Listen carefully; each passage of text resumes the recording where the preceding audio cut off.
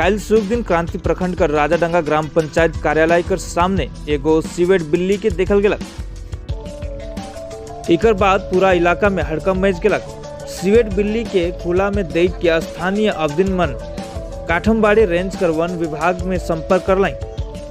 One कर्मी मने आई के घायल सीवेट बिल्ली के बचा लाई। स्थानीय निवासी मने जनालाई कि सीवेट बिल्ली के खुले में घायल अवस्था में देखे कर बाद वन विभाग कर रेस्क्यू टीम के सूचना देवल गेला।